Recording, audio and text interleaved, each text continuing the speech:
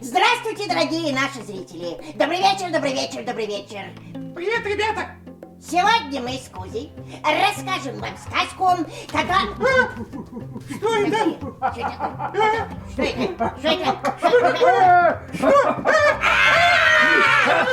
Беги, Кузя!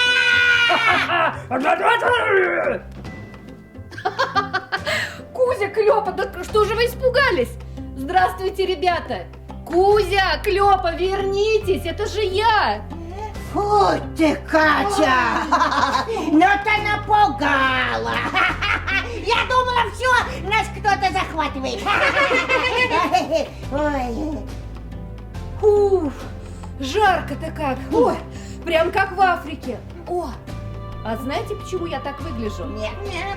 Сегодня я вам расскажу африканскую сказку про то, как поссорились дождь и слон. Ну ты у нас такая выдумщица!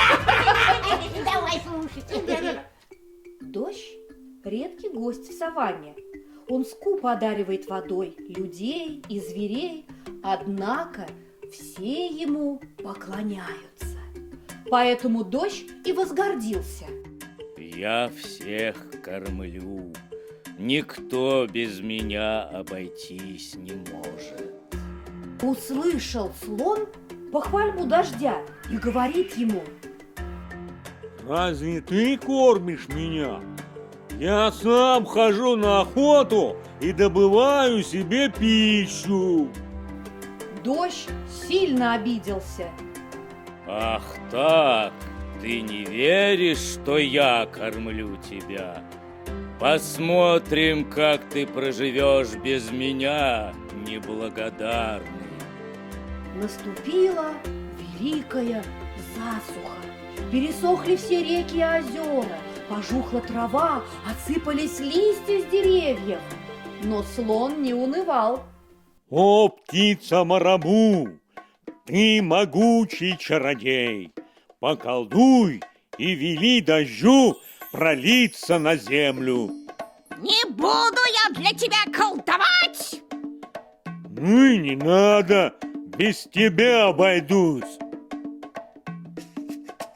О, мудрая птица ворона!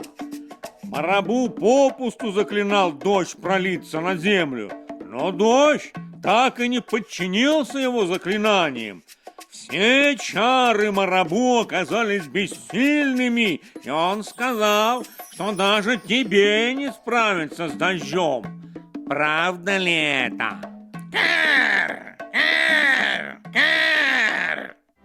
Ворона была очень тщеславна. Она тут же принялась ворожить. Ворона, Ворона! как Кузя, он у нас очень тщеславный. А почему я? Потому что... Тихо, тихо, слушаем дальше.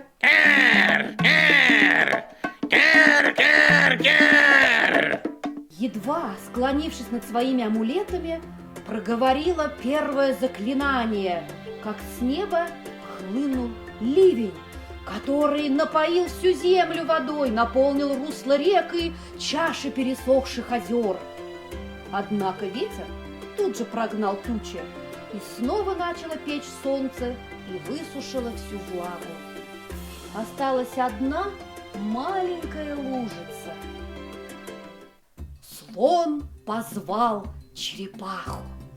Сиди в этой луже и охраняй воду. Если кто-нибудь захочет напиться, гони его прочь. К луже подошла жирафа. Черепаха, разреши мне напиться. Эта лужа принадлежит слону. Истомленной жаждой жирафе не оставалось ничего иного, как уйти. Вскоре появился носорог. Черепаха, разреши мне напиться. Уходи прочь! Эта лужа принадлежит слону. К луже приходили разные животные. Разные-разные, но черепаха всех прогоняла, грозя пожаловаться слону. Под вечер возле лужи появился лев. Дай-ка мне напиться, черепаха.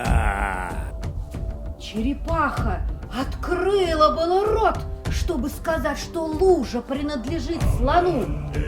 Но лев так нападал ей лапой, что она вылетела из лужи и шлепнулась на сухую землю далеко в стороне. Так и надо, так и надо.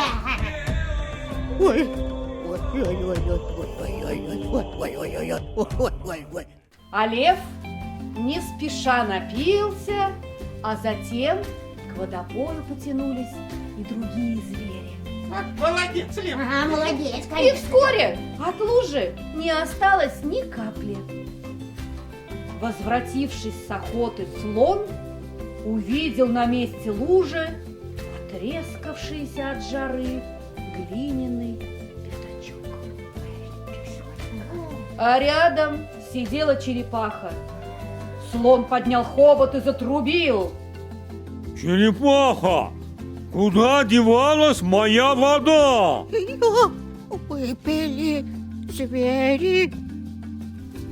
Сжалился дождь над черепахой и другими зверями, потому что понял, что без него все живое погибнет.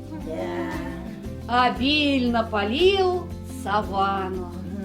Реки наполнились водой, все зацвело, и все жили счастливо. Ой, хорош, какая сказка. Мне чуть прям пить так захотелось, конечно. Друзья мои, надо попить молока и ложиться всем спать. Спокойной ночи. Спокойной ночи, друзья! Пока-пока.